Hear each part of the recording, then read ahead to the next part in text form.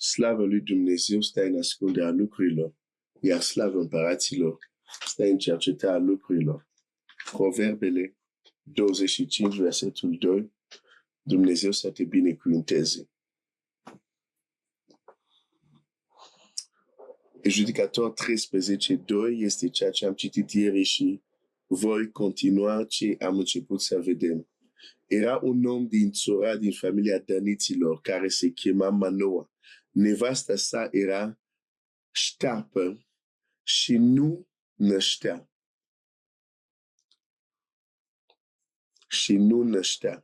Și am văzut că vine acest moment unde Dumnezeu vrea să aducă un judecător, vrea să aducă un eliberator în Israel. Și din toți cuplurile care erau în Israel, se duce tocmai la un cuplu care nu poate să aibă copii. Nu o să repet tot ce am repetat ieri. Ieri am dat exemple atât din Vechiul Testament și din Noul Testament, unde vedem ceva asemănător care se repetă.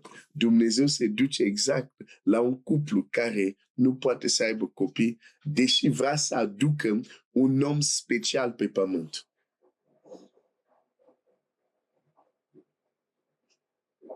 Fratele meu, sora mea, avem nevoie de smerenie. Un om cum este Moise, după ce Dumnezeu s-a revelat, s-a descoperit, mai mult decât atât, Dumnezeu s-a folosit de el. A scos un popor din sclavie, de o sclavie de aproape 4 secole. A dus acel popor în pustie. El încă se roagă, Doamne, arată-mi slavă ta. Doamne, arată-mi slavă ta. De multe ori, noi avem o atitudine, cunoaștem deja.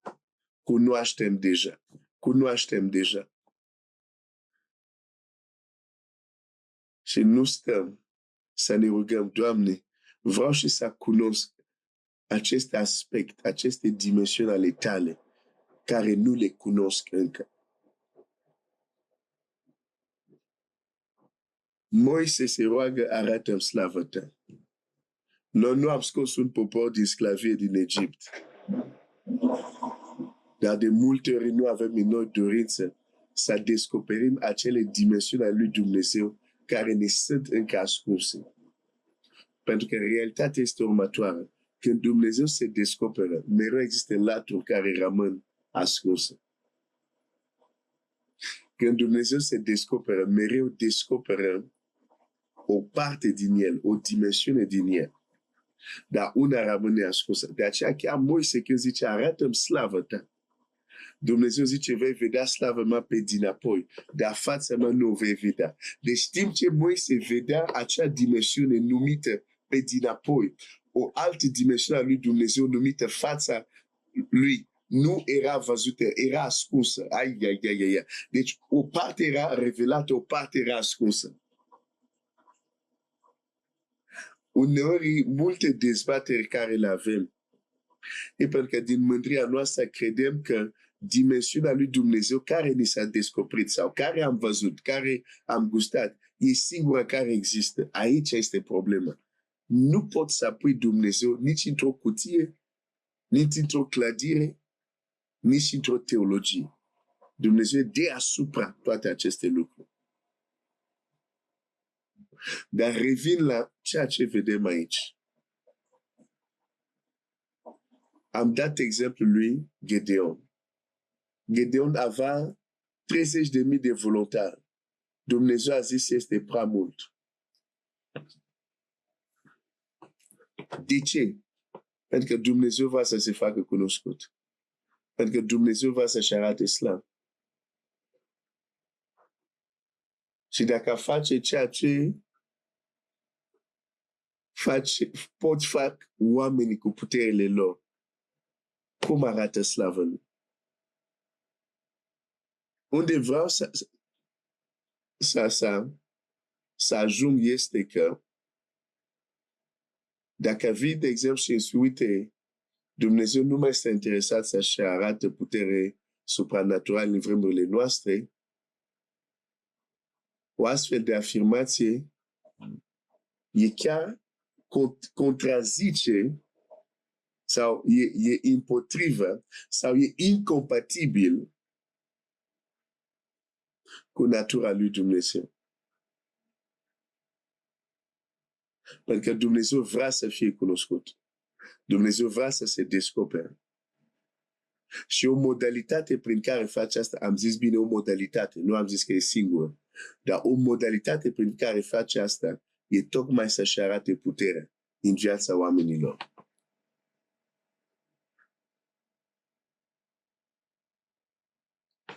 Dumnezeu va să-și arate puterea în viața ta într-un fel în care vei zice, aici este doar Dumnezeu.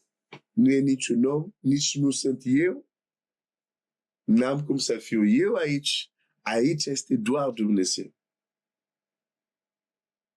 De aceea nu ai cum să fii copil al lui Dumnezeu și să nu ai provocări care depășesc capacitățile tale, abilitățile tale foarte, foarte mult. Pentru că în astfel de situații, în astfel de împrejurare, Dumnezeu poate descoperi o altă dimensiune a lui care nu ai văzut încă.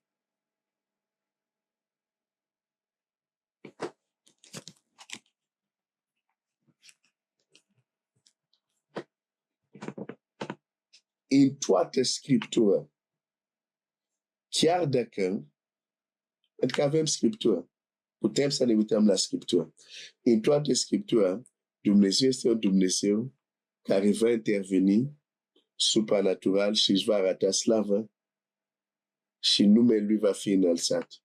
Din primele pagini ale Bibliei până în Apocalipsă. Acum, ce este interesant este că atât în Vechiul Testament,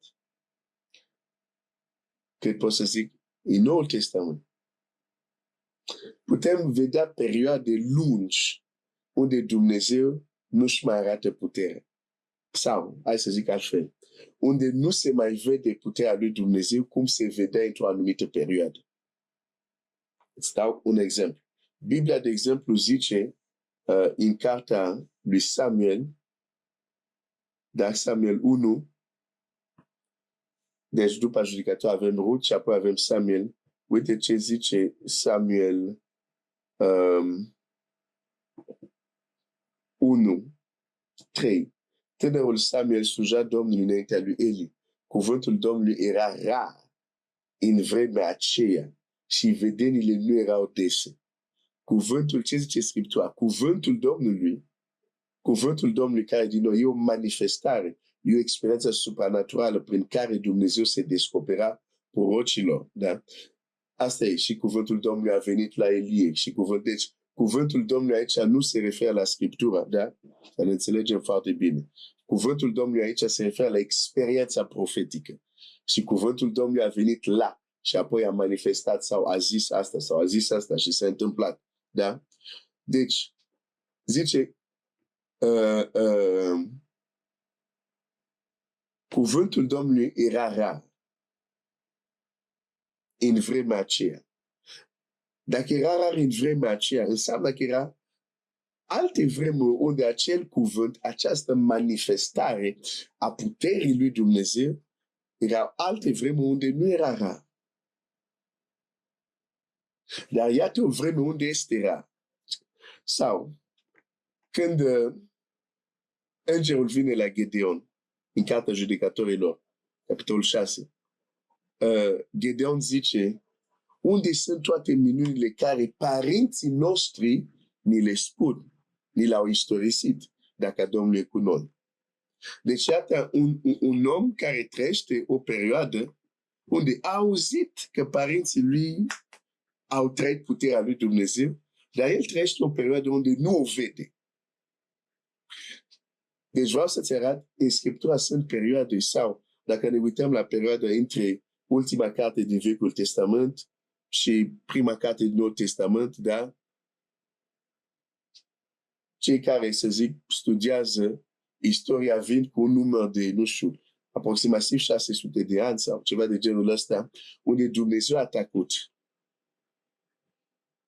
Deci avem perioade de tăcere, avem perioade unde manifestarea puterii este mai rară, este mai dificil de întâlnit sau uneori chiar nu se găsește pentru o perioadă. Dar asta nu este o dovadă că Dumnezeu nu mai vrea. De obicei, acele perioade, când studiem bine, este din cauza omului. Sunt anumite perioade de declin spiritual.